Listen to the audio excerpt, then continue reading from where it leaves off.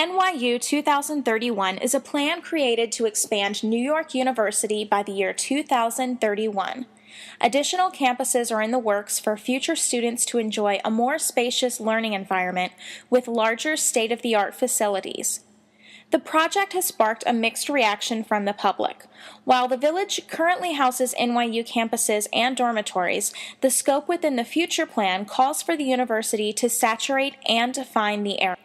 Village residents have begun an uproar that government would allow for such a transformation of the neighborhood to take place. Many are relying on governance from entities such as the Community Board District 2, whose jurisdiction entails 13th Street, one area included in the plans for NYU's makeover. Because NYU 2031 will heavily impact Community Board 2's district, the following appears on the website. In April 2010, New York University announced NYU Plan 2031, their long-term strategy for growth. They are proposing to add 3 million square feet in our neighborhood, with estimated 1.5 million square feet within the Washington Square core.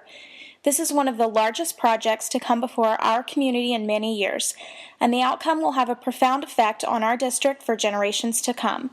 CB2 is committed to do everything we can to ensure that NYU is not allowed to overwhelm our neighborhoods.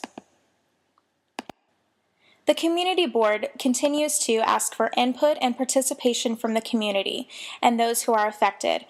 An email address and Facebook page are included on CB2's website. In an op-ed that appeared in the New York Times on April 25, 2012, the authors write, "Why do we oppose it? On one hand, we share the personal fears of the community at risk, since many of us live there. The plan targets the area bounded by West 3rd Street, Houston Street, Mercer Street, and LaGuardia Place, where two apartment complexes, Silver Towers and Washington Square Village, house more than 2,000 families, including 40% of the faculty. The project would put all of us through 20 years or more of demolition and construction. Roughly 2 acres of green space would be destroyed, including the acclaimed Sasaki Garden, and in the end, 4 giant buildings would be crammed into the area, 3 placed smack against the older buildings, blocking most of the apartments from the sun. With the whole area rezoned for commercial use, there will be lots of stores and a hotel." What about NYU itself? First, the plan is a financial risk. The administration won't reveal its business plan, but according to NYU's website, the plan will cost an estimated $6 billion. The debt service alone would strain NYU's annual budget. A $2 billion loan, for instance, would mean more than $100 million a year in interest. How will we cover that new debt? Tuition increases? More students? Bigger classes? Unlike Yale or Harvard, we have no large endowment to cushion yearly drops in income. Despite strong opposition from Village residents, the NYU 2031 project has received strong support.